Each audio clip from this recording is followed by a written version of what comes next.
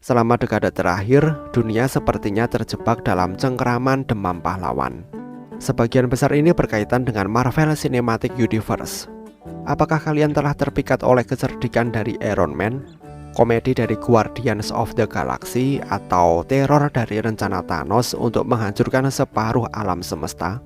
Sulit untuk menghindari film-film Marvel. Meski begitu, mengidolakan pahlawan bukanlah ide yang baru. Nyatanya, para pahlawan telah memainkan peran penting dalam perkembangan umat manusia. Sejak ribuan tahun yang lalu, konsep pahlawan telah menentukan seluruh era sejarah, gerakan budaya, gagasan dasar gender, pelayanan kepada orang lain, moralitas, dan lusinan bidang kehidupan lainnya. Check this out.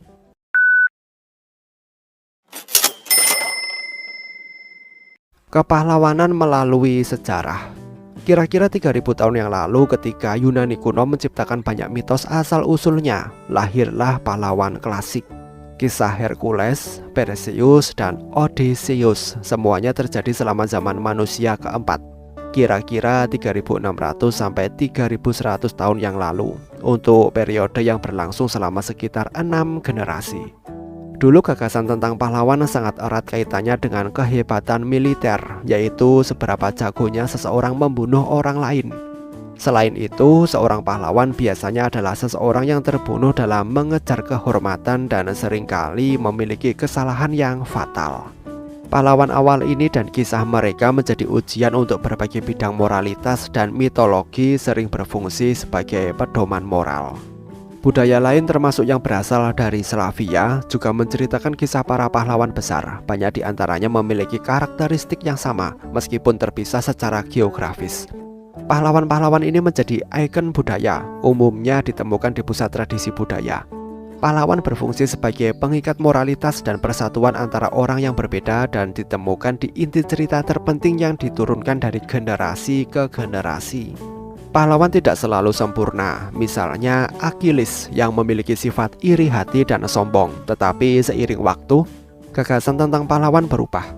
Pahlawan yang lebih modern diasosiasikan dengan tidak mementingkan diri sendiri atau melayani orang lain tanpa mengharapkan imbalan atau pujian.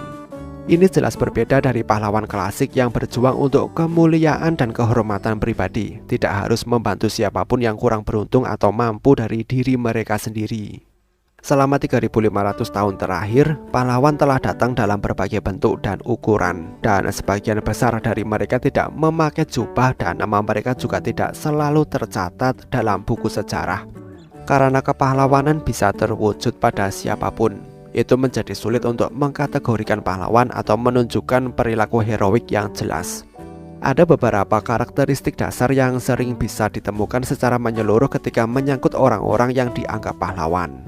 10 kualitas yang menjadikan seseorang menjadi pahlawan. Tidak ada spesifikasi di mana setiap pahlawan berada, tanpa memandang usia, jenis kelamin, kebangsaan, warna kulit, preferensi seksual, atau agama. Kualitas yang mendasari seorang pahlawan bisa muncul di mana saja dan pada siapa saja. Ini jauh dari daftar yang lengkap, tetapi elemen kepribadian seseorang pasti mendorong kalian untuk menjadi heroik. Kesabaran. Ciri kepribadian utama pahlawan manapun adalah kesabaran, karena perubahan tidak selalu mudah atau langsung. Mempertahankan apa yang kalian yakini adalah upaya yang bermanfaat, tetapi terus melakukannya bahkan ketika kalian merasa seolah-olah tidak ada kemajuan, itu adalah tindakan heroik.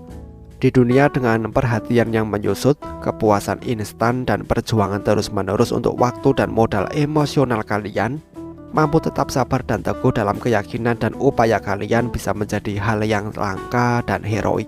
Keberanian. Ini adalah karakteristik klasik dari para pahlawan. Keberanian telah lama menjadi landasan kepahlawanan. Bisa mengatasi rasa takut dan menyerang, mengetahui jika itu bisa membahayakan hidup kalian atau bahkan mungkin mengakhirinya. Tidak bisa dipisahkan dari kepahlawanan di benak banyak orang. Kasih sayang. Tanpa belas kasihan kepada orang lain, melakukan tindakan atau jalan heroik hampir mustahil. Faktanya, ada istilah formal yang disebut welas asih heroik, yang menimbulkan resiko yang signifikan bagi diri sendiri. Ketika welas asih untuk orang lain mengalahkan dorongan naluri kita untuk bertahan hidup dan melindungi diri kita sendiri, kita pasti berada di wilayah perilaku heroik. Aksi semacam ini bisa impulsif dan langsung, atau mungkin berlangsung dalam jangka waktu yang lebih lama. Empati. Salah satu keterampilan terpenting yang bisa kita asah dalam hidup adalah kemampuan kita untuk berempati. Mungkin tidak ada alat yang lebih baik untuk membantu orang lain selain mampu mendengarkan dengan tulus dan berusaha untuk memahami. Untuk menjadi pahlawan, kalian harus bisa melihat sesuatu dari perspektif yang lain, dan itu akan memungkinkan kalian menangani situasi apapun yang mungkin kalian hadapi dengan lebih baik. Jika kalian mampu membayangkan diri kalian dalam suatu situasi, kalian akan lebih siap untuk membantu orang lain menghadapi masalah yang sama. Empati mungkin tidak terlihat bagus seperti palu ajaib milik Thor, tetapi empati jelas merupakan kekuatan super jika digunakan dengan bijak. Kerendahan hati. Meskipun pahlawan dalam mitologi klasik sering menampilkan prestasi heroik mereka untuk kemuliaan dan kekayaan pribadi, pahlawan modern terkait erat dengan kerendahan hati. Seseorang tidak melakukan tindakan heroik untuk disembah. Menjadi heroik berarti rendah hati dan memperjelas jika tindakan kalian adalah untuk melayani orang lain dan hanya bisa diselesaikan dengan bantuan orang lain juga. Selain itu, bisa mengidentifikasi kelemahan kalian sendiri dan mengetahui kapan kalian harus meminta bantuan. Mungkin tidak tampak seperti kekuatan, tetapi itu adalah kemampuan kritis para pahlawan yang menolak membiarkan harga diri yang tinggi untuk menghalangi jalan mereka. Percaya diri. Ada kebutuhan yang pasti akan kepercayaan diri sebagai seorang pahlawan. Jika kalian tidak memiliki semangat seperti itu, kalian mungkin tidak akan berlari ke gedung yang terbakar dalam waktu dekat. Tapi ada perbedaan antara percaya diri dan sombong. Yang pertama, meyakinkan orang-orang di sekitar kalian jika semuanya akan baik-baik saja. Mempertahankan tingkat kepercayaan diri yang tepat dalam situasi sulit bisa merendahkan ketegangan dan menghibur mereka yang ingin kalian lindungi. Selain itu, percaya pada diri sendiri dan memiliki keyakinan jika apa yang kalian lakukan adalah benar juga bisa membawa kalian ke prestasi heroik. Kecerdikan. Menjadi pahlawan tidak selalu berarti memiliki otot besar, kekuatan paling keren, atau pekerjaan paling berbahaya. Seringkali itu berarti mendekati masalah dari sudut yang benar-benar unik dan mendorong kemajuan. Kecerdikan adalah skill yang sangat penting bagi hero tertentu, karena itu berarti menolak untuk mengakui ketika ada sesuatu yang tidak mungkin. Tidak mementingkan diri sendiri. Kualitas pahlawan lain terutama di era modern adalah sikap tidak mementingkan diri sendiri. Kesediaan untuk mengorbankan diri sendiri, tenaga, waktu, modal, dan nyawa jika itu berarti membantu orang lain. Kegigihan. Menjadi pahlawan terkadang bisa menjadi pekerjaan tanpa pamrih dan tidak selalu berakhir dengan kemenangan. Banyak kisah para pahlawan termasuk kegagalan demi kegagalan, tapi dengan bantuan ketekunan dan tekad, hal-hal besar bisa dicapai. Pantang menyerah adalah salah satu fitur paling mendasar dari pahlawan manapun, terlepas dari periode sejarah atau gaya kepahlawanan tertentu. Dan yang terakhir adalah kejujuran. Memiliki kejujuran adalah karakteristik dasar terakhir dari seorang pahlawan.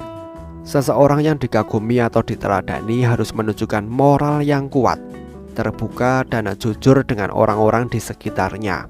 Penting untuk mengungkapkan kebenaran kalian sendiri dan tidak takut mendengar kejujuran yang sama dari orang lain jika kalian ingin mengubah dunia dan membantu mereka. Kesimpulannya adalah, tidak ada catatan tunggal untuk seorang pahlawan, juga tidak ada jalan yang pasti untuk menjadi pahlawan.